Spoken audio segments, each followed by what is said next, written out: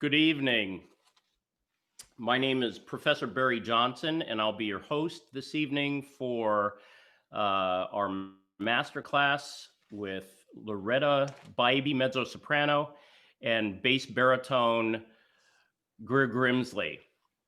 On behalf of the Music Department of Pacific Lutheran University, I'd like to welcome you to our 6th masterclass this fall semester. We especially welcome Linda McAllister and our friends at the Schmidt competition. Let me tell you about Professor Bybee and Mr. Grimsley. First off, a native of Midland, Texas, Luretta Bybee has sung with numerous opera companies and orchestras in the United States and abroad. She is particularly known for her Carmen, having sung the Bizet heroine throughout the United States and Europe, and in the world tour of Peter Brook's adaptation, La Tragédie de Carmen. Of her New York City opera performances, Anthony Tomasini of the New York Times wrote, "Bybee brings a dusky-colored, vibrant voice to the role. This was a strongly sung and engaging portrayal." Also a noted Rossini singer, she has sung the title role in L'Italiana in Algeri with Cologne, the Santander Festival, and with New York City Opera. Recent roles have included the title role in Britain's Rape of Lucretia with Montreal, Dame Quickly in Seattle Opera's Falstaff, Faliero in Rossini's Bianca e Faliero in Miami for its North American debut, Fricka in Wagner's Das Rheingold in New Orleans, Paolo in Catan's Florencia in Amazonas, and Waltrauta and First Norn in Wagner's Ring cycle in Seattle. Also Mary in De Vliegende Hollander, the Flying Dutchman, for Charlotte Opera, and the role of stepmother, Massenet Cedrillon in New Orleans Opera. Recently, she has been on a tear, singing the role of Mrs. Lovett in Stephen Sondheim's Sweeney Todd, the Demon Barber of Fleet Street, with Vancouver Opera, Glimmerglass Festival, I believe San Diego Opera, New Orleans Opera, and it is a sparkling career. Also, Ms. Bybee has been privileged to serve on the faculties of the University of Michigan Aspen Music Festival, and has served as both Chair of Opera Studies and Chair of Vocal Arts at the New England Conservatory of Music in Boston. She is currently Associate Professor of Voice at Loyola University in New Orleans and continues to teach voice at NEC. She has served several times as an adjudicator for the Met competition, Met auditions, along with many other vocal competitions, Luretta Bybee. And her partner in crime and husband, Greer Grimsley, is internationally recognized as an outstanding singer-actor and one of the most prominent Wagnerian singers of our day. I'm going to let that sentence sink in just for a second. Okay. Continuing his reign as a leading interpreter of the god Wotan, he has sung the eminent role once again this past spring, 2019, for the Metropolitan Opera's Ring Cycle. His interpretation of Wotan has also brought him to multiple esteemed international opera houses. Some highlights of this include his portrayal of the role in the entirety of Der Ring des Nibelungen with Deutsche Oper Berlin, Teatro Comunale of Bologna, Barcelona, New National Theater Tokyo, San Francisco Opera, and for Seattle Opera in 3 complete cycles over the past decade. Last summer, he made his long-awaited debut at the Bayreuth Festival in the title role of Der Fliegende Holländer, the Flying Dutchman, and as Wotan in Die Walküre. His performance as the Dutchman, praised for its particular humanity, subsequently returning summer 2019 as Kurvenal in Tristan and Isolde. There's about 10 more minutes of reading to go, but we really want to meet them and get them on. There's so much.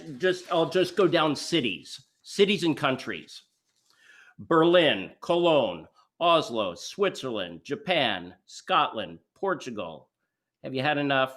You're going to get more. Israel, Denmark, Venezuela, Spain, Mexico, on and on. You really get the picture here. And please join me in welcoming Luretta Bybee and Greer Grimsley. Oh, thank you, Barry. Thank Thanks you. so much. So great to see you. Good to see you too. Yeah, we're just so pleased and privileged to have you. You're in New Orleans, is that correct? Yes.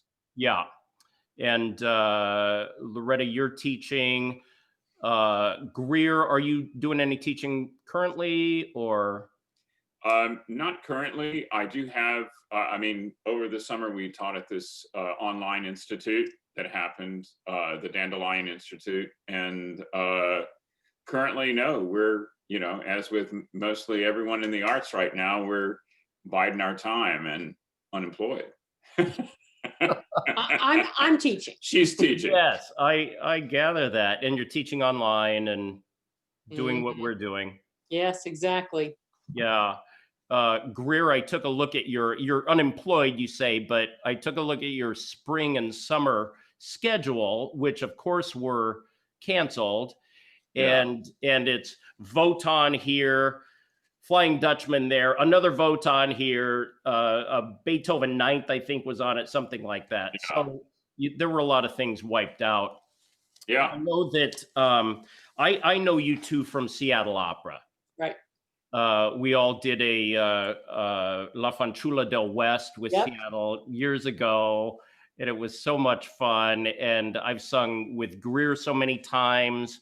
I think we've done 3 Toscas together. Oh yeah, yeah.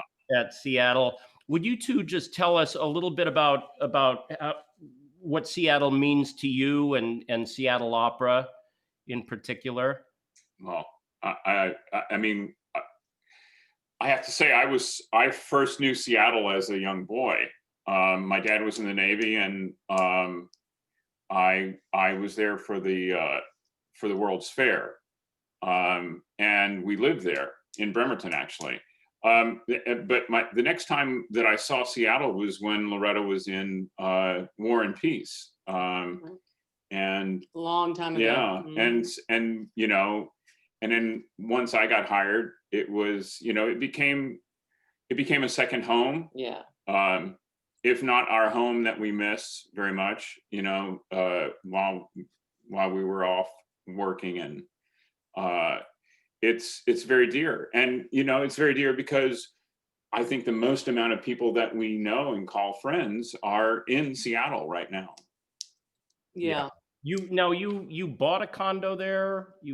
We did. We had a condo there for, well, what, 15 years, something like that. Because we were there, one of us or the other was there every year, oftentimes 2 or 3 times a year. It really was home for us. And so from, you know, stage crew to supers to fabulous chorus, they were our people. And still are. Still we still are. The Opera Guild, we still consider them family. It's been what, 5 years? Yeah. It's been a while since we've been there. I feel similarly about Seattle. It's a wonderful place and wonderful people and so well run. Are you from there? No, I'm from Arizona. Now, when did you two decide you wanted to be singers? And where did you meet? Did you meet in the Houston Opera Studio? Well, he was in the studio, just coming out of the studio, and we were both on the Texas Opera Theater tour together. We did a Carmen. That's how we originally met. Yeah. Just briefly, how I decided to become a singer was that I sang in high school and junior high, and did seem to do well, and went to school planning on being a nurse and studying medicine, and the anatomy just threw me for a loop, and I thought, if this is beginning anatomy, what am I doing? And about the same time, I decided to sing, audition for the choir there because I missed singing.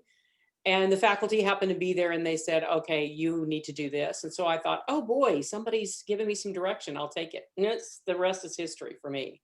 Yeah. I think for me, deciding to be a singer, up until the time that I went into college, I was wanting to study archaeology. But aside from that, I was always in plays. I was in the choir. I was in the band. Speech and debate, writing for the newspaper, and I started to study singing. I decided to go into singing because Anthony Lashura, who is a fabulous character tenor at the Met, was my first voice teacher. He came to my high school, and he said, Greer, you should look at this, and every time I talk to him, I'll tell him it's your fault. Yeah. Once I got into music, and then I loved music to begin with, and then the more I delved into it, I just sort of fell in love, and I felt like I was coming to it with a deficit. So every spare moment I could, I was in the listening library, listening to as many singers and operas as I could, and then running off to work to pay for my college. Yeah. Oh, fantastic.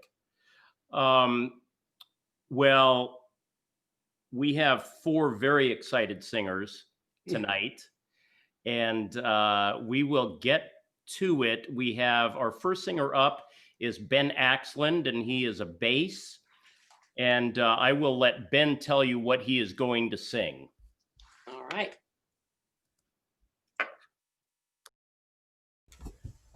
Hello, my name is Ben Axland. I'll be singing La Vendetta from Le Nozze di Figaro by Mozart.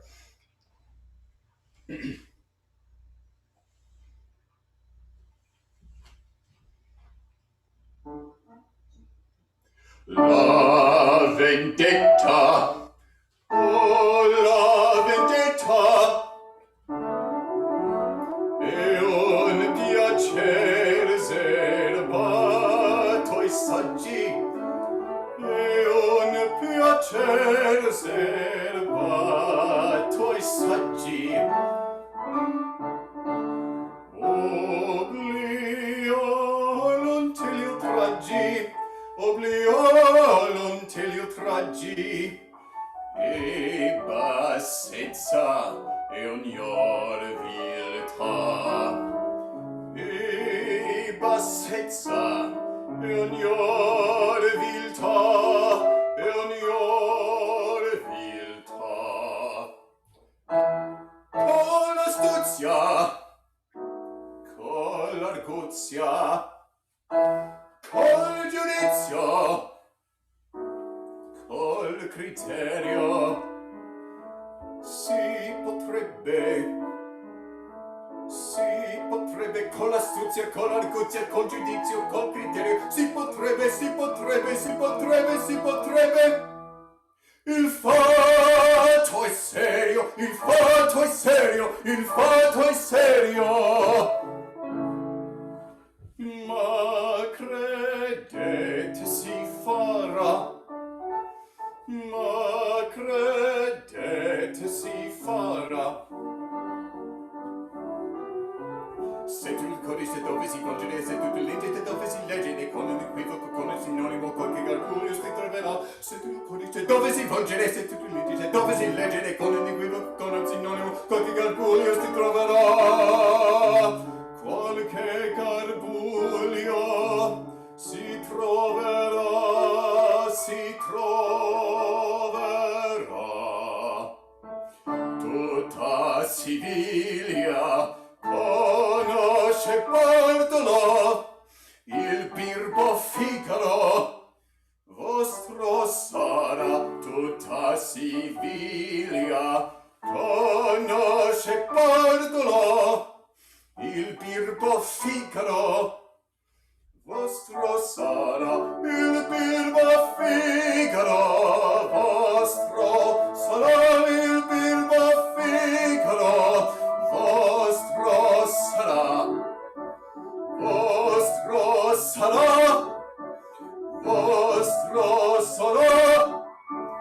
Vostro sarà.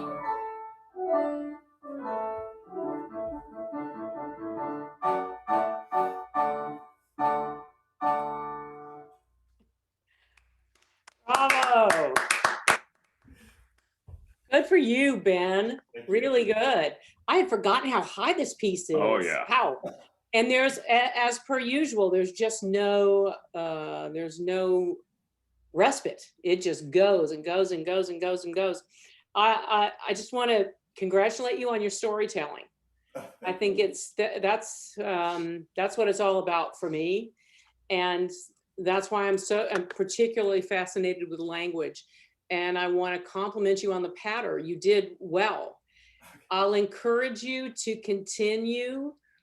I don't know how many times people walked up to me on the street and said, "Excuse me," because I was muttering my text to myself. And the more you get your mouth around that text, the more confident you feel. And everything that I heard was pretty spot on. I'll watch you to make sure you don't let those T's become too plosive, you know? Too dentalized. They have to, no, they need to be a little more dentalized and Yeah. not quite so American plosive. But otherwise, yeah, that's a mouthful, and you did it very good honor. I'm good for you. And I'm gonna let Greer talk to you. Thank you. Okay, wonderful job. And I'll double with what Luretta said, is that, you know, bravo to your commitment on it. Yeah. So I'm going to ask you a question, Ben. What is your thinking about the piece? How do you think of it in as far as phrases are concerned? Oh boy, that is a good question. I think of it as kind of, oh man, separate chunks, I guess. Okay. There are definitely musical moments that lean towards, separation when they should be, textually they should be the same phrase. And I definitely realize that, I've leaned into those a little bit, probably too far. Yeah. Okay, so next thing is, I wanted to ask you, what is your concept of your support and how do you breathe? Okay. Boy. I think breathing and support are the basis of any any singer's instrument. I would say it's probably the most basic and most important aspect of singing. Is relying on the breath and not straining anywhere else, but allowing the breath to do most of the work for you. Yeah, does that answer your question? Yes, and how do you breathe as you get ready to start something? I would say it depends. Most of the time, try and breathe on the vowel that you're going to sing off of. Breathing, a measure or so before you start singing, if you can. I try and think of breathing as almost breathing in the emotion or the color of what I'm about to sing, if that makes sense. It's an interesting thing. This is how I always feel about it. When people used to talk about breath, and that's why I and Greer too, we try to be really specific. It sometimes felt when people said, "Oh, well, I'm really learning how to support my voice," or I understand the concept of breath. I always felt like the kid who had a pocket full of coins standing outside the candy store and not being able to find the door. I could say the breath things, but it was really difficult for me to understand it because it's so internal. It's hard for a teacher to teach you what that means. It's like trying to tell somebody how green beans taste. If you've never tasted them, you have no clue. And so with the two of us, we're pretty specific about it. I think you understand really well about what it means to inhale. My question is always, so you get a good breath, you take a great singer's breath, and you have, when you breathe in as a singer, you create your instrument. It's not like the piano where it's built, right? When you breathe in, the palate goes up, the larynx drops a little bit, the tongue finds its neutral position, and the instrument is ready. Then what happens at the onset? Isn't that the hardest thing? I mean, it's hard to know, okay, how do I start the pitch? And technically, I'm going to ask you a trick question, and then I'll let Greer talk to you again. How do you start to sing? Do you want like a technical answer, or? I'm just fishing. Okay, it's kind of mean. How you start to sing is that you think the pitch, don't you? Yeah. You prepare. And I'm a big proponent of those. Sutherland's words weren't exactly what I would have used. She said, I take a singer's breath, I hold it, and then I sing. So the holding it is that sense of being ready before you start. And I think sometimes with a piece like this, there's so little, Mozart is merciless. There's so little time to get ready again, right? So there's this whole concept about release what you've done and recover, right? You release and recover. So you get back to that place where you're poised and you can sing again. And you finish the phrase, inhale, poise, and sing again. So now I'll let Greer talk to you about whatever. Hopefully you're not too confused. Yeah. So whatever you're doing with your breath, I was just curious about how you conceived of breath and as it goes through, as how you proceed through the aria. So I would encourage you to look for the smallest distance between your vowels. So I know that sounds crazy. I la vendetta. I. The the most streamlined, economical way to hit, to go through this line. Also, something that I still do that I think helps, and I've never seen it not help, is to extend your speech. What is singing? Singing is extended speech. Mm-hmm. And if you want to go back to the kernel of what opera is, they were trying to recreate Greek drama. When the actors were in the amphitheater for Greek drama, they didn't just speak lines like we do now. It was extended. And that's sort of,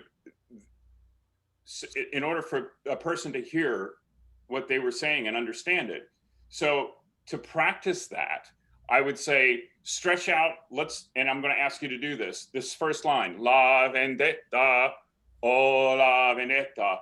And it's going to feel silly and it's going to feel crazy, but you know what? That's part of this business. We do a lot of crazy and silly things. So I want you, and you can be on a comfortable pitch and support it. La vendetta. Okay? And then finish the rest of the line that way as you support that. You don't want accompaniment or anything? No, not yet. Just not even pitch. Okay. La vendetta. Oh, la vendetta. Okay, great. So now let's go to the ah. That's closer to an ah. In Italian, all the ahs are the same. Okay. La vendetta. Okay. And even longer. Stretch that out even longer. Okay. La vendetta. Oh, la vendetta. Okay, great. Now that the ah is in the right place. Mm-hmm. I'm going to ask you to do it one more time, okay. And really stretch this out. Really feel like you have to support it. This is something you don't even have to think about. Okay. Like you're in an amphitheater. Yeah. Okay. Okay. La vendetta. Oh, la vendetta. Okay. All right. Bravo. Great. That's now let's start that right how you supported that. Okay. And that feeling. Okay. Shall we just are you going to play the accompaniment or shall we just give you the pitch? We'll just give you the pitch. Okay, great. Fine. It's quicker.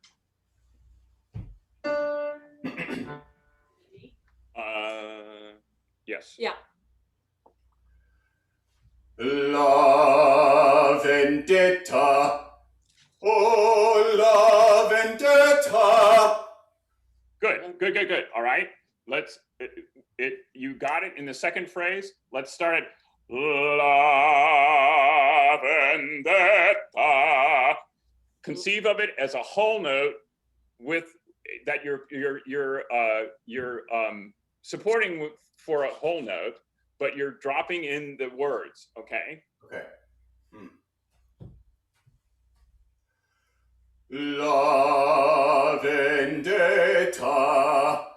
Oh, la vendetta.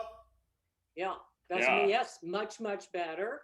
And I would just encourage you to figure out kind of where the tessitura is for each of those little snippets, because sometimes you want to kind of move the whole house up to the high note, and if you find where the A is there, oh la vendetta, so you don't have to go oh la vendetta. Can you just sing that for me once with that great extension and let it stretch from the A? You don't have to move up the whole house. Just let it stretch. Really what you're doing is letting it stretch forward. But just try that last part. Oh, la vendetta. Yeah, good. So you want to make sure that you keep the legato. Do it all just on and off. Okay.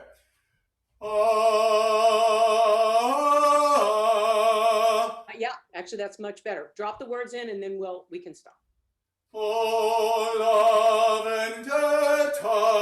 Yeah, good. There you go. Great, Ben. Excellent. Great, Ben. And I also want to quickly say is kudos to you for not trying to put on an ill fitting suit of clothes. You're using your voice as a young singer, and you sound just like you should sound at that age. That's and right. that's a wonderful thing. Yeah, hats off to you and great your job. teacher, because Yeah.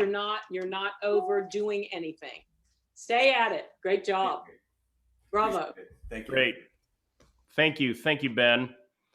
Our next singer this evening is Maria Victoria Kowalski, and I will let her announce what she will be doing. Hello, my name is Maria Victoria Kowalski, and I will be singing Sagedia from Bizet's Carmen.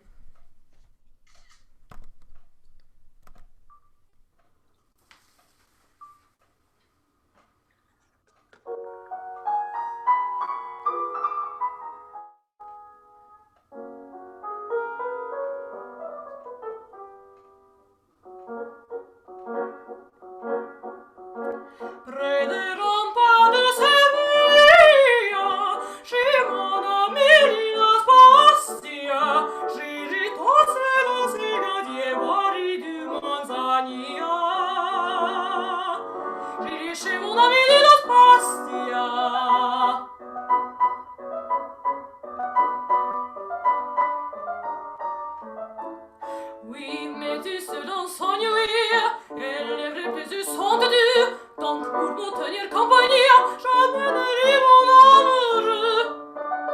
Mon amoureux, ah ah, elle est au diable. Je l'ai mise à la bouteille, mon pourri corps, inconsolable. Mon pourri vivre comme il est. J'ai des galantes à la douce haine, mais ils ne sont pas à magret.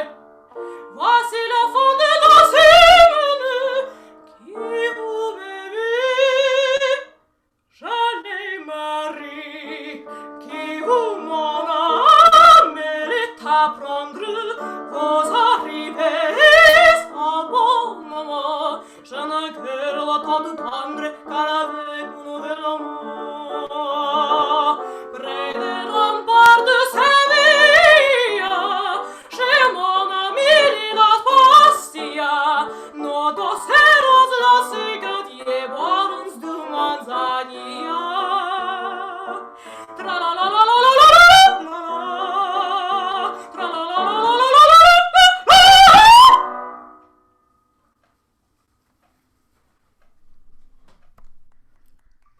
Bravo, Maria Victoria. Good.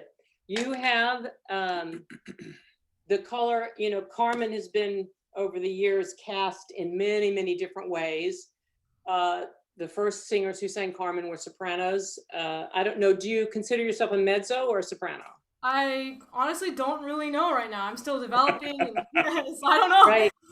Yeah, well, the sound is very much in line, and to my ear, it is, I find it the right color for the piece, especially for this part of the piece, because, you know, as the role progresses, the role gets darker and heavier. So by the final act, you should be good and warmed up, so you're able to sing the final act. One thing that I would tell you about it is that it's so tempting for young singers to, with this piece, because it's such a juicy piece, it's fun to sing, to jump some steps to get to the payoff, you know, oh, finally I get to sing it. And I think it's really important for you to just take the time and make sure you understand. Bizet was very specific about his rhythms. So it's près des remparts de Séville, chez mon ami Las Bastia, really metronomical almost, so that you have, and when you have triplets, when he uses triplets, he has very specific reason for it. And what you get to do as an interpreter is figure out what those reasons might be for you, huh? I always thought, "Chez mon ami," that was so sort of sensual, teasing. And so, and you know, this is a truncated version of it because it's actually a duet. I think you probably know that if you've seen it. So you kind of have to keep that in mind. This makes it, and I used it for many auditions and for galas and things, but this makes it kind of a different piece. So if I were you, I would think also about, it's a great story. And I would think about what's come before. Do you know what's happened just before this in the story? She was just arrested from after the cigarette factory, and she's currently talking to Don Jose, trying to convince him to let her go. That's right. So the last thing Carmen, once she's been arrested before, I would assume, the last thing she wants to do is be tied up and arrested. So she's just using her brains, huh? She wants to be set free. And throughout this aria, she becomes more, she's already intrigued with him a little bit, right? Because he's different from the rest of them. He's broody and all those things that might be interesting to her. And he's not fawning all over her at all. Everybody else is. So it's your job in a way through this to entice him because you want to be free and also because you're interested. And I think that the more you do, the less you do, the more power you have over someone like him, right? So make sure you are calculated in your decisions. And in the staging, I've never seen it any other way except that she's tied up until they have the dialogue, the exchange together, and then he unties her and she runs off. So making sure you really marry yourself to the text and making sure you get your umlauts. Du is one that slips away from you sometimes. It gets to be a little du. And so let's try it again and give yourself the exercise of restraint at the beginning. So for me, I always began it almost like it was to myself, right? Because in the duet, she says to him, he says, tais-toi, he tells her, be quiet. And she says, je ne te parle pas. What are you talking about? I'm not talking to you. So she never lets the cat out of the bag until she comes to près des remparts de Séville. When she repeats it, then she's, gotten him really. All right, so let's start it again, huh? And we'll see if we can, see if you can find a sense of, what it needs is a sense of confidence that you don't have to do much at all to get his attention. You're a lovely girl. You have a beautiful voice. You don't have to worry about it, right? He'll pay attention. All right, let's try it again.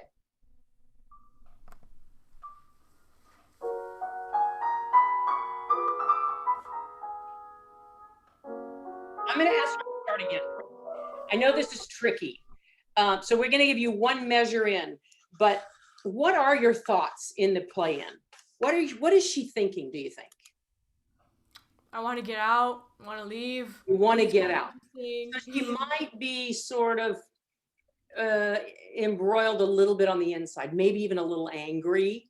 Yeah, but just underplayed. All right, let's try it again and see if you can show us that. Make sure you're not always looking down for that. We need to see some of what's happening in your mind.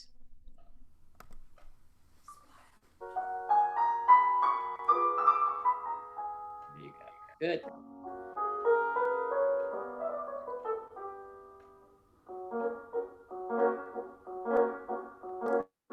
Près des remparts de Séville, chez mon ami dit la Pastia, j'ai ri dans ses gadiers, mari du Manzania. J'ai dit chez mon ami dit la Pastia.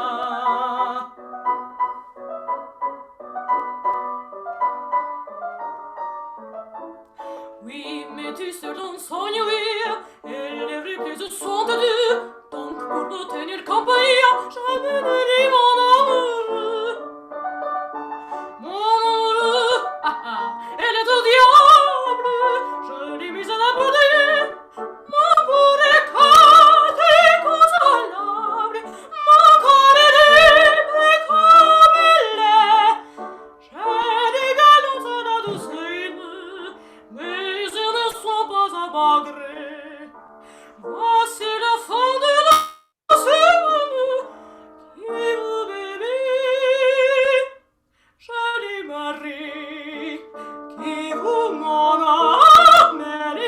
apprendre. Vous arrivez au bon moment. Je ne quitte la tant tendre qu'avec mon nouvel amour. Good. Stop. So what you just, how you started at that time was excellent. There was so much legato in it, and it may just be if you're a little nervous the first time, and there you really found a nice legato, and the subtlety was wonderful. I was interested in what you were going to tell me next. So there's one little thing that you need to work on, and I want to tell you that now. When you sing,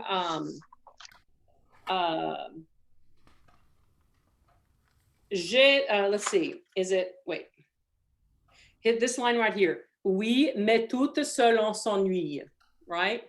That's a tricky one for you. Can you say it for me once? Oui, mais tout seul s'ennuie. That's right. So can you say it for me in rhythm now? Oui, mais tout seul s'ennuie. Yeah. Oui, mais tout seul s'ennuie. Let's hear it in tempo. Oui, mais tout seul s'ennuie. That's good. And you keep going. Yeah.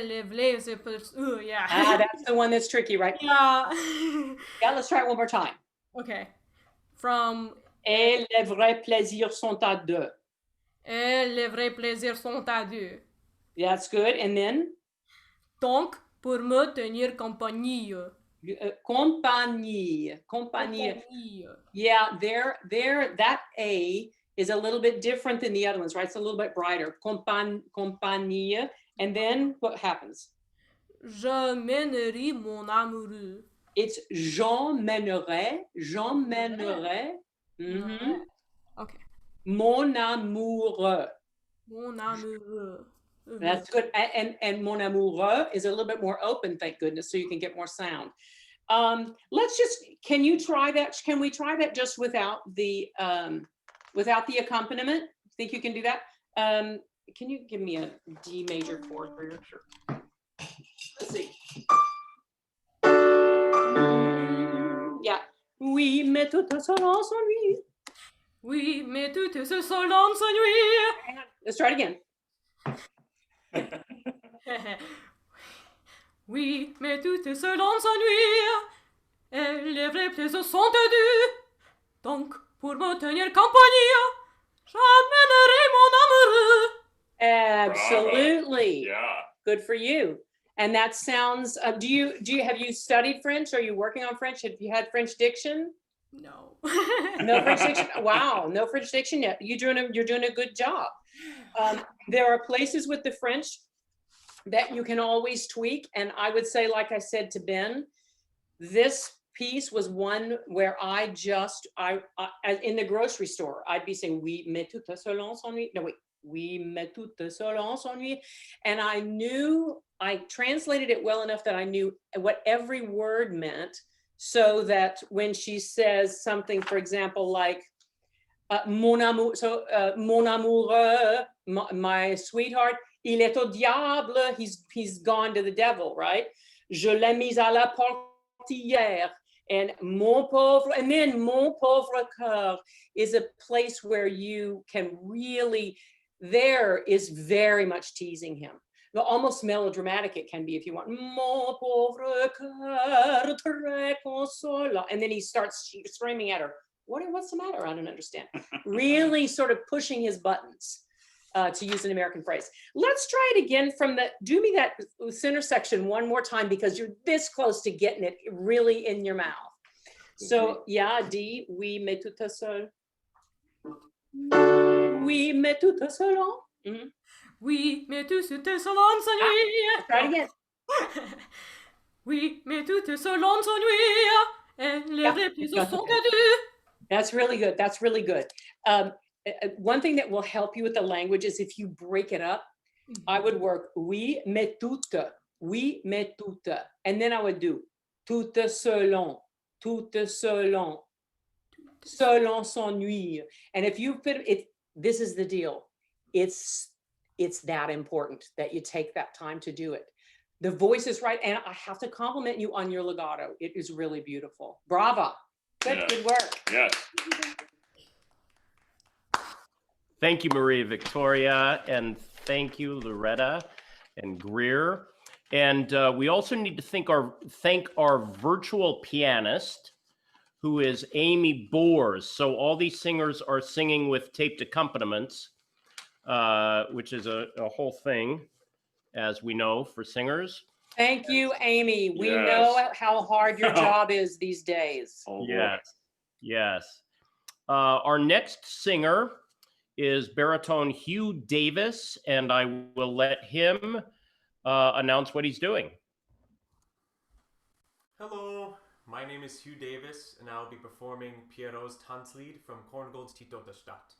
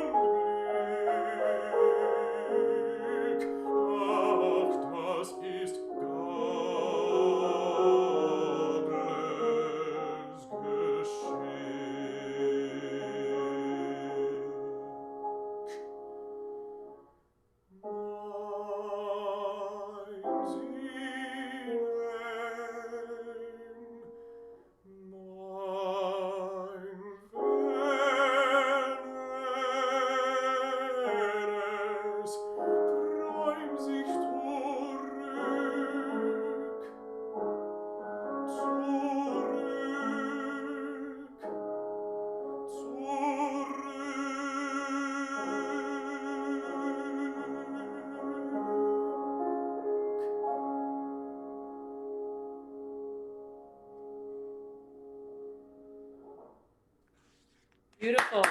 Beautiful. Bravo. Bravo. Do you want to talk to him, or you? I would let you work with him, but I would just say, I think we both have have something to say. Yep. Yeah. So I just caught a couple of German things that, first of all, let me take my hat off to the legato that's being sung tonight. Wow. So there's a faculty there that's in the know about wow, that's just really, really impressive. Beautiful. You want to make sure that you get that träumt sich. The T has to come in there. It's easy to sort of drop those non-vocalized consonants sometimes, and they really cause the German to be much clearer.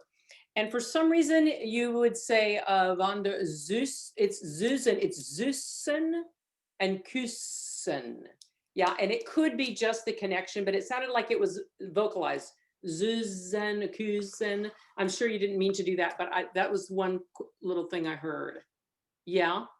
Yeah, so you want to chat with them? I'm just going to double with what Luretta said, that the legato today has been amazing, and also kudos to you. This is not an easy piece to do. I know it sounds like this lullaby, but it's not an easy piece to do. I know, Hugh. I'm going to ask you the same thing I asked Ben, is explain to me about your support.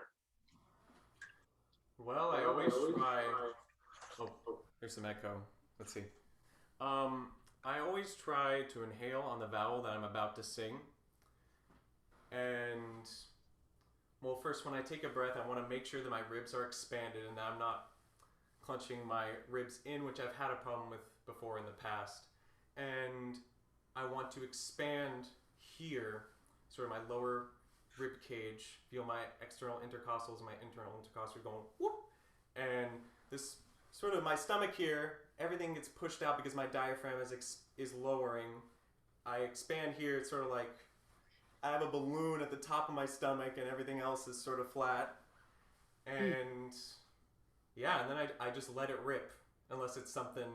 For high notes, you just kind of gotta let it rip. I mean, you don't want to push it, but don't try to constrain yourself or else you're just gonna crack. That's something I learned. Yeah, the body usually does know how to take care of it. You're right. I wonder if it might help him with this idea of releasing the lower intercostals to take the breath in. You know, like Doc talks about. Yeah. Look, I don't want to mess with. I mean, you're really set up, but you might just play with this. You know, is that as you're breathing in and releasing, with your chest, you know, in this relaxed, extended position, is that as you okay, Luretta wants I'm going to make him show you. All right. So if you put your hands here, just at your belt as you're breathing, and just feel these muscles here releasing as you're breathing, right? And it just drops. They're what helps bring the diaphragm down. If you release those, and then you can, with the rest of your apparatus, just firm those up when you need to. But I just think it also helps integrate the whole body, you know? Yeah. And your center, they say our center of gravity is 2 inches below our navel. And sometimes it helps just to feel like you're not breathing to there, your lungs are up here, but just to releasing to that point. It also helps with nerves if you're aware where that gravity center is. Yeah, go ahead. Yeah, and actually, what I just sort of very quickly showed you too is that if you're doing something like largo olfactorum, you'll need some faster breaths than what you have here, and all you have to do is just release those muscles. Yeah. That diaphragm is an involuntary muscle, and when you release these lower muscles, it works. And I have relied on that many times. Mm-hmm. But let's start this again. And what I'm going to ask for is just a little more feeling of supporting that legato. I felt that it was just a little too croony.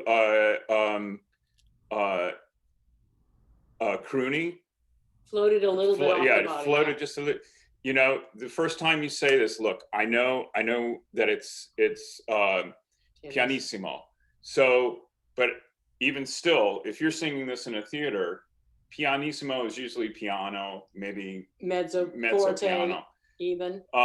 So let's just you know, kick up that support just a little bit for me, okay? Gotcha. All right.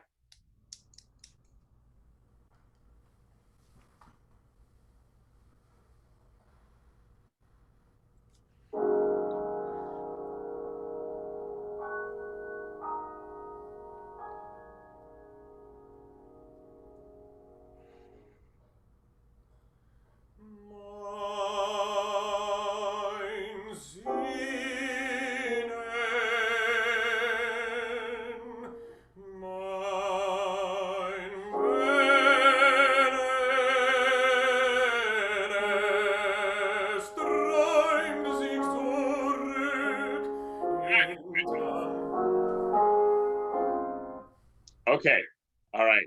So this is not high. That E flat's not high for you. See, right? Okay. So what are you thinking there? That that one kicks out. I remember from the first time that it just kicks out a little bit. So what is it? Don't feel like you have to goose that the energy for that. You already have it. You have that note in spades, my friend. So you don't have to worry about it.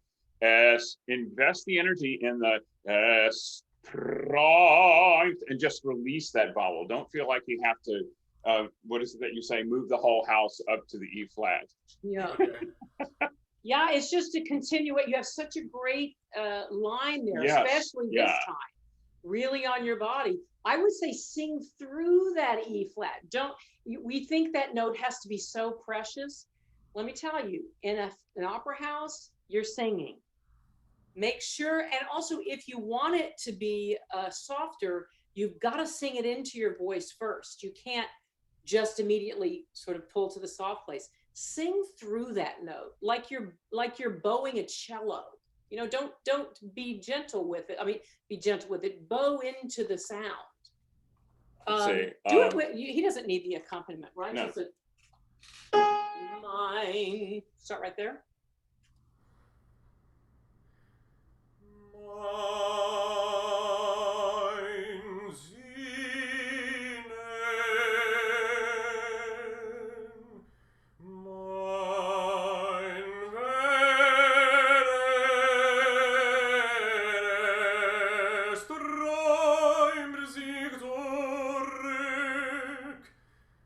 Good. All right. So with the diphthong, don't think of going träum. See, sing the ah, and when you're going to the consonant, it's going to happen. The diphthong will happen. Don't feel like you have to make that. Let's just do the s. That was beautiful. That's what I was talking about. That you're not telling us that you're shifting gears here. It's just this seamless legato. Let's see. And there's that place, es träumt sie, yeah? Make sure you get that T in there. Es träumt. Sorry. Oh, wait, why did you stop? Why? Why did you stop? I don't know, sorry. It was good. Do it again.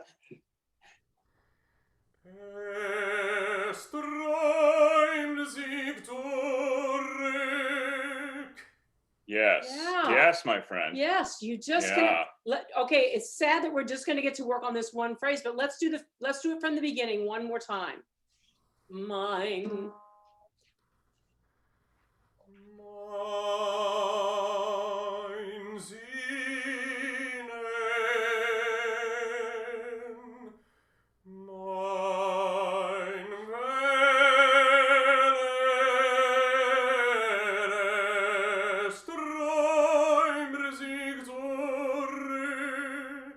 Yep. Yeah. Let me just encourage you.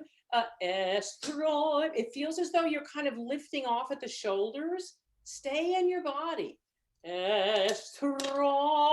Like you're painting a big, broad brush stroke on a canvas.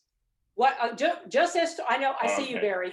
Just as träumt sie. The S leads into the träumt sie. Follow that legato and let it be lush and connected. Right on es träumt sie. Es träumt sich zurück. Ah, There you go. that is using your breath in a beautiful way. Yeah. Really good. Yeah. Excellent, Hugh. That's gorgeous. Excellent, Hugh. Yeah. Yeah. Another winner. Great.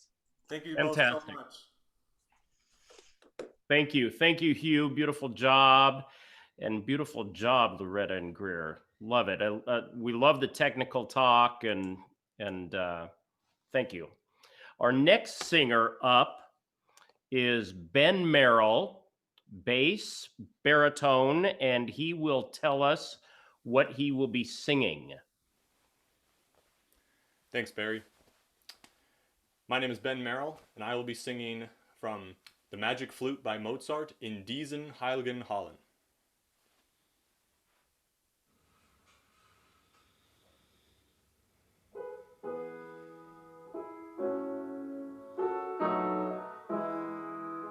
In diesen Heiligen Hallen kennt man die Werke nicht, und ist ein Mensch gefallen, fit lieber ihn zur Pflicht. Dann wandelt an Freudeshand, vergnügt und froh ins bessere Land. Dann wandelt an Freundeshand, vergnügt und froh ins bessere Land.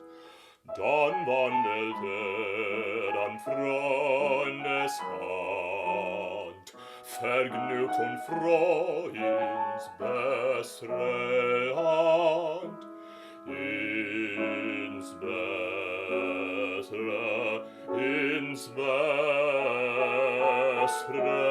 Land.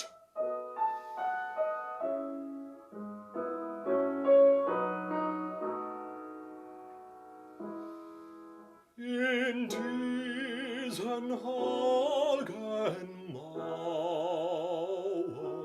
wo Mensch den Menschen liebt, kann kein Verräter lauern, weil man dem Feind vergibt.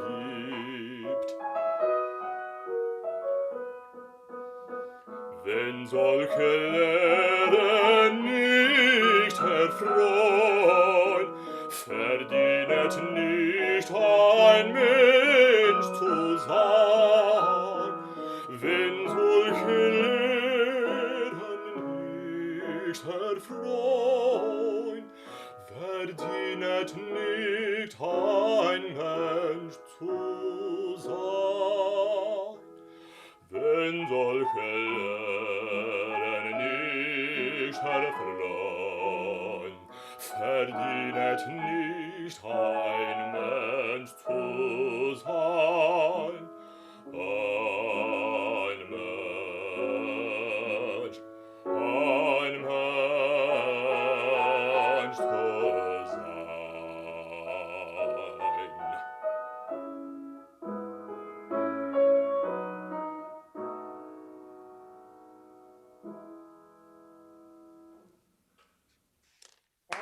All right. So Ben, how old are you? I'm 22.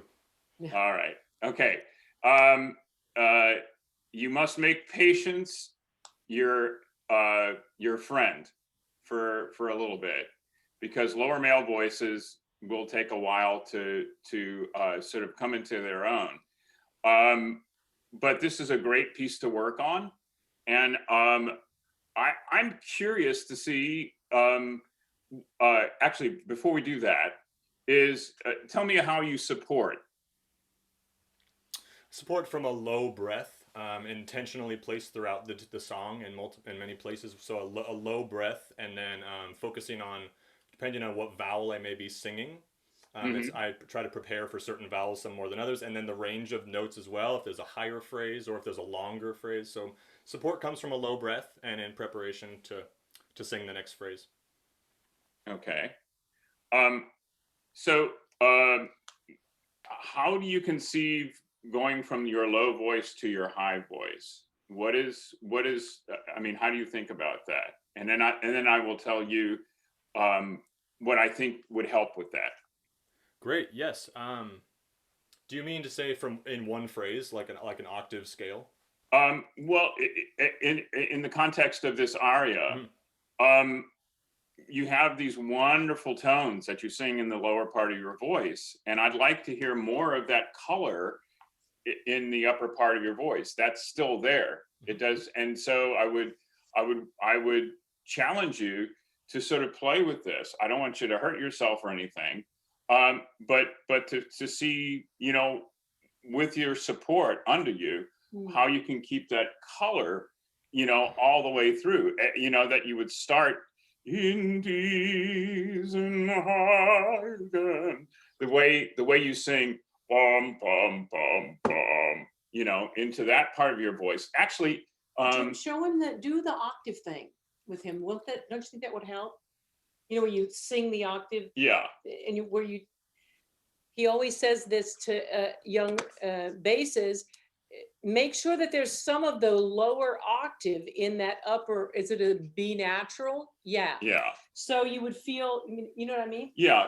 And while she's going to the piano, is that I believe that the bottom part of your voice feeds the top part of your voice, and the top part of your voice feeds the bottom part of your voice.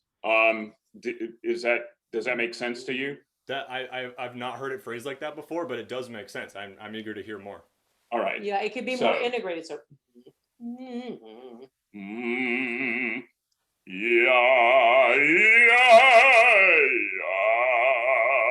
I'm still connected to that lower. So it's not a disembodied part of my makeup. So I would say would you mind hitting the playing a B? Just play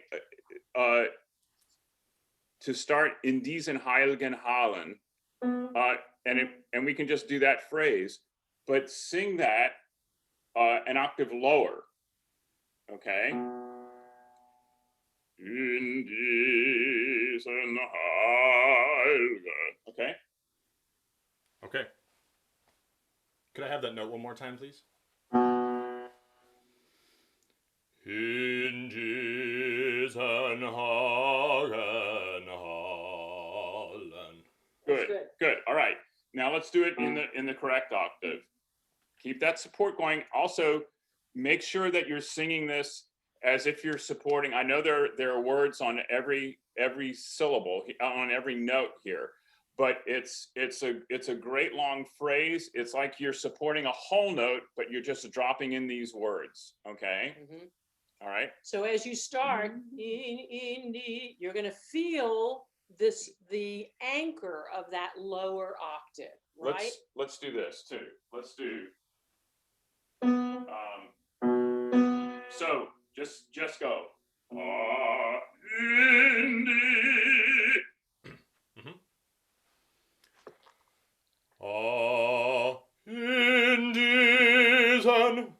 Yeah.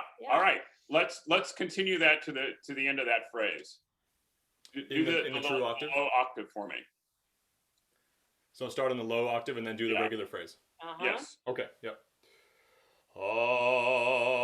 In diesen Hagen Hallen kennt man die Rache nicht. Yeah. Good. How's that feel? Yeah, it had a lot more power. That's for sure. And I think it sounded full on the higher end.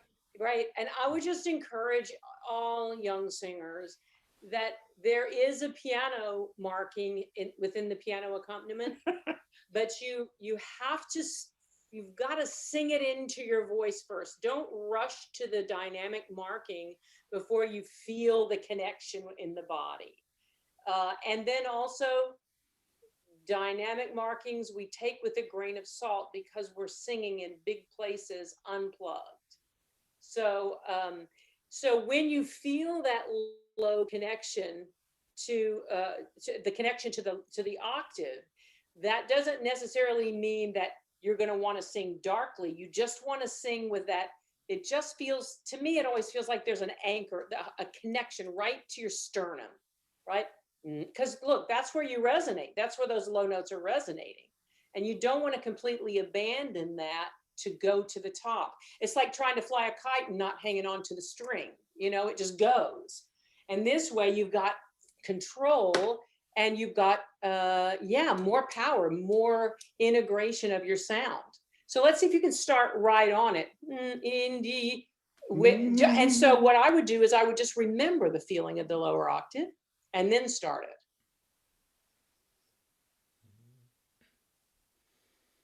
In diesen Hagen Hallen kennt man die Rache nicht.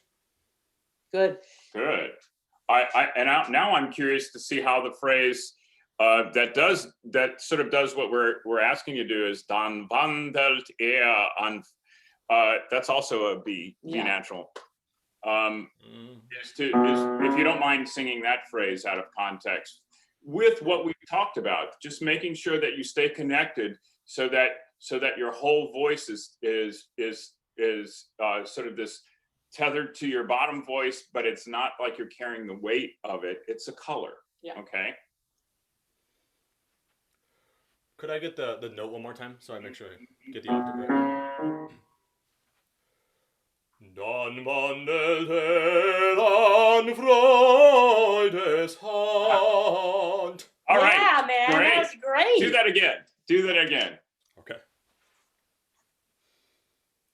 Dann wandelt an Freudes Hand. Excellent. Excellent. Yep. And I will say this at the ends of phrases, we all tend to sort of taper off like this. Our teacher, the teacher we studied with for years, will always say, yes, you can taper into a softer place or shape a phrase, but always taper forward.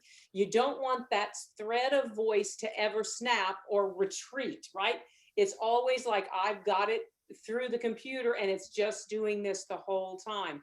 Then you let those lower abs drop, release, and the breath drops in. So sing that phrase and the next one, and let's see if you can get that nice catch breath with the release of the low abs, huh? Yes. Dann wandelt an Freudes Hand, vergnügt und froh ins bessere Land.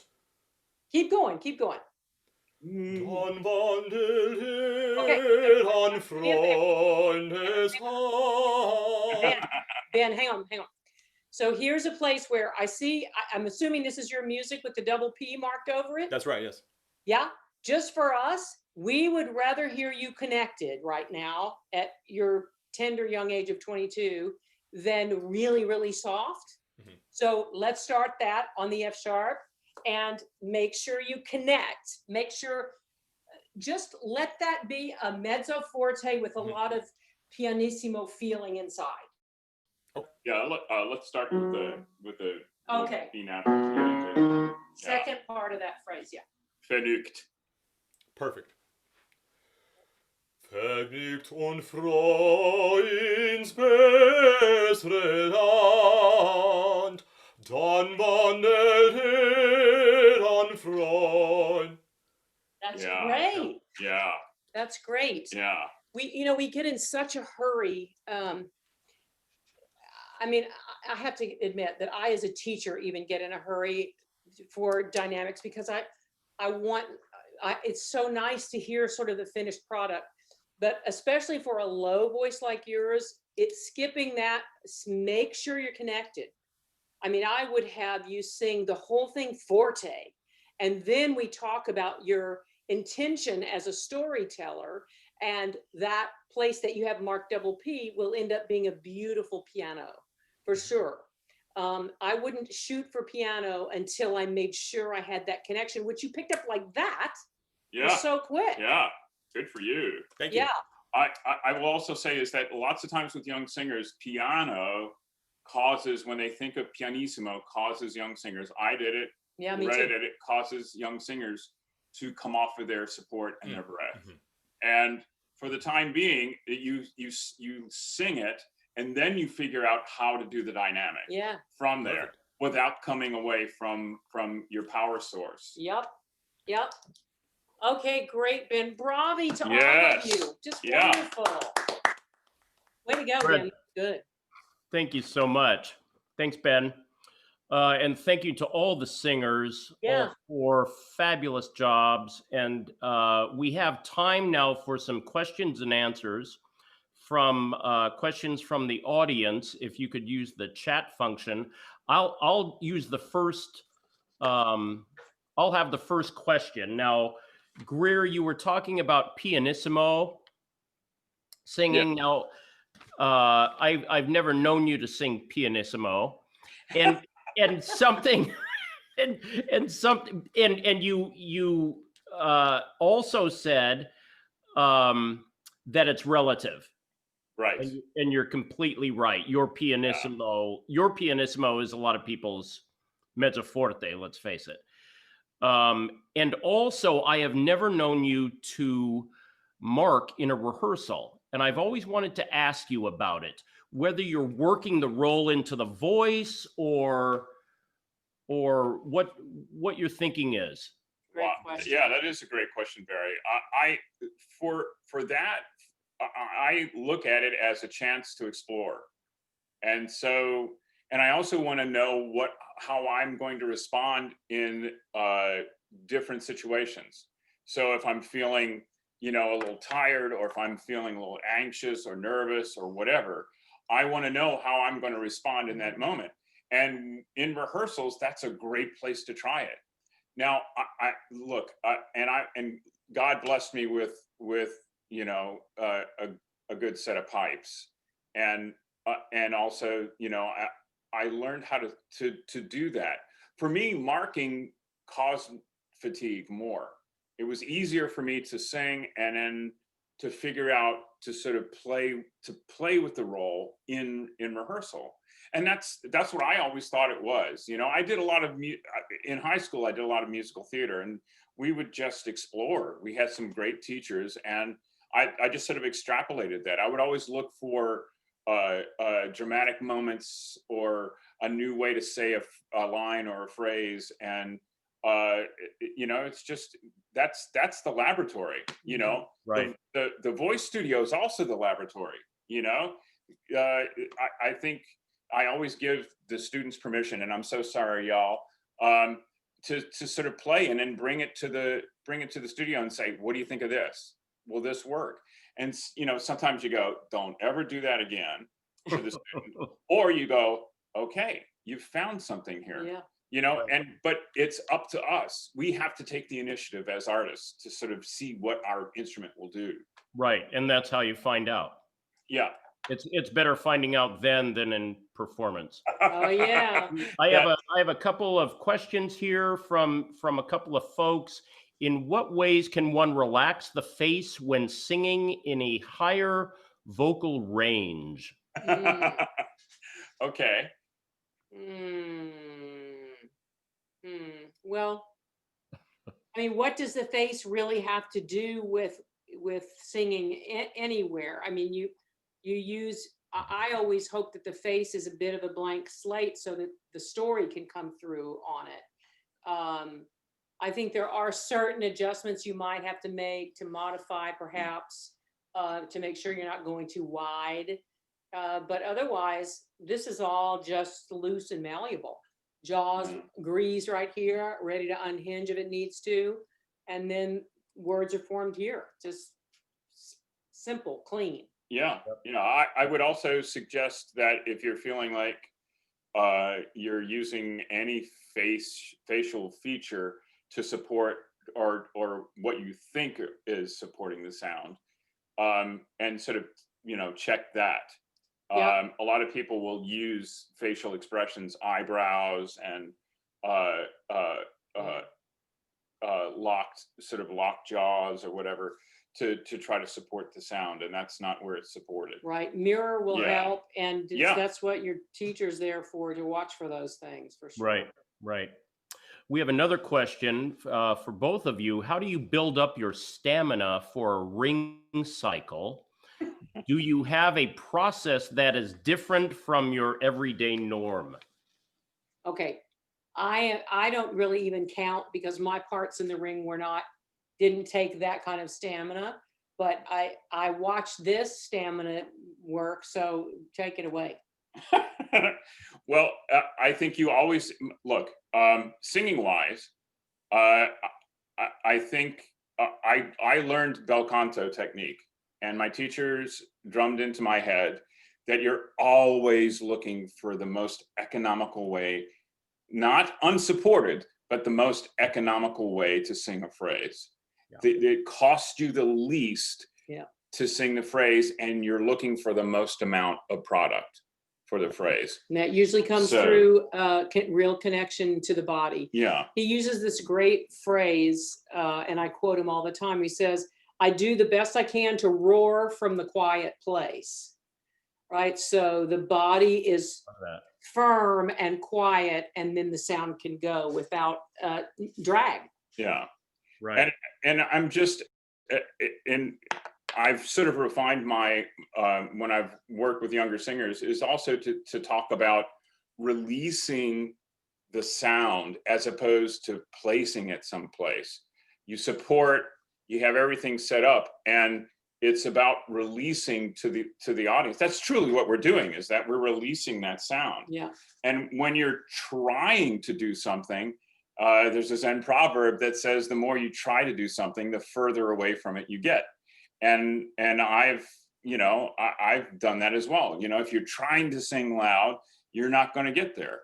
And it's about releasing it. Isn't that the conundrum that we're in as teachers? How do we show them without them, accumulating all this sort of tension? It's really tricky. And ultimately, I finally get to the place where I say, when it's right, and they go, "Oh, that felt so out of control," then I say, "Yeah, your new control, out of control, becomes your new sense of control." And it's very hard to teach. Look, I'm telling you, I need to write a book about singing, teaching us how to live our lives. Yeah. Yes. Yeah. Yes. Well, there was a time in Fanciulla, I remember, maybe it was second act or something, and Greer was on stage, and a bunch of us were in the green room, and you were talking to somebody, I forget who it was, Luretta, and you started talking about the breath, and the whole room went quiet. everybody kind of, because the things you were saying were so right on and so clear. It was just, I remember it to this day. Just excellent. And it was stuff about the breath too, which is just so difficult and individual. Yes. And you had a great way of communicating that. There's another question here. How do you meet both the dramatic and vocal demands simultaneously? Yeah, I think that's also sort of an individual thing too. The more solid you are in your technique, the more you know what's going to happen when you sing, the more freedom you have for the drama. And for me, if I don't have that kind of freedom, the drama is what drives me. Telling the story is what drives me. Yeah. So I work, I'm not singing that much anymore, but when I was really performing heavily, I would work and roll into my voice so that I knew where it was. And then I had the freedom. It's why he never marked.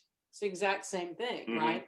Yeah. You have the freedom to explore dramatically, knowing that you can count on your technique. Right, right.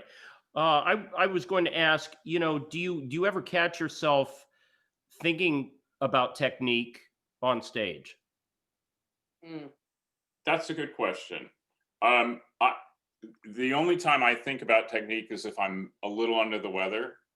Uh, Hmm. uh, but for the most part, that work is done, and unless there's a tricky phrase Yeah. where you sort of check back in, and then you allow the drama to continue. Yeah, it's like this little bird sitting on your shoulder Yeah. going, okay, this thing is coming, you know what to do, release here, make sure you firm up and you're ready, and then you let it go and you move on. Yeah. Little checkpoints, like little signposts if you need them. Most times, if you're really committed and you've trained your body, the body kicks in and then you can just create, Yeah. hopefully. Yeah. Yeah. Now you've both had careers in Wagner that a lot of singers just dream about. Now, when was it that you realized that singing Wagner, in particular, was a possibility? You don't just finish a little league game and you're driving home with your folks and you say, "Hey, I think I'm going to sing Wagner." Was there a point at which you realized this could be a possibility? Well, I mean, for myself, I have to thank Spate Jenkins for that. He sort of pushed me and um, thought it, he was talking to me about it before I did my first Telramund, which was my first Wagner role. Yeah. And then, that was the start. I mean, I didn't know where that was going to lead. And then God bless him, Archie Drake, after I shared a dressing room with him, and he just went, "All right, young man, you need to start looking at Wotan." Yeah. Yeah. And he was an amazing colleague, and I was so glad to have, had the shows under my belt with him on stage. And with his career, there wasn't a lot of in between. It was a lot of loud auditions and no work. And then he got his first John the Baptist. Yeah. And as a conservative American, which we do tend to be, he said he was 34, 32. 32. You were going to sing it at 33 or 34. Yeah. He said, yeah. Oh, wow, that's awfully heavy. I think, and I was like, man, you don't have any work. You got to do this, because he wasn't really, he was just sort of doing the Baron in Traviata, and we did some of the Tragédie de Carmen together. But then, I mean, as soon as that loud found its home, it was just a no-brainer. For me, by the time I started singing Wagner, I was just lucky enough to believe that my voice had grown in that direction, because I mean, I was a Rossini singer, albeit I did sing dramatic Rossini too, but it just happened that we could work together, and that was always our option if we could do it. Yeah. So, yeah. I have to say that it is, I was told so many things through the years up until that point. I was told everything from I was a tenor to a low bass, and I started out as a bass baritone. That's sort of kind of where I was comfortable. And when I did that role of John the Baptist, I went, because up until that point I was kind of doing baritone trying stuff. to sing Valentine. Yeah, and things like that. and I sort of found my home. All of a sudden I went, oh, I can use the bottom part of my voice. Yes. Yeah. And so it just connected, and one thing led to another after that. Right. Fantastic. We just have a couple more minutes. I just want to ask you what you would say to young singers these days of so much uncertainty, and what words you might have for them. For me, first thing I want to do is just say how sorry I am that you're having to train and learn in a situation like this. But the most important thing for me to remember, and there are times when I get really discouraged, is that the unplugged, unmicrophoned, raw human voice has been telling stories from the beginning.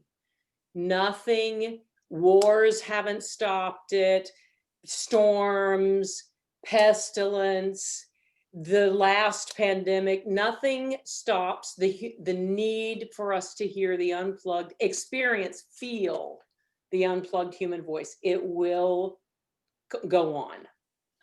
Yeah. Yeah. And I would just say what I said at the last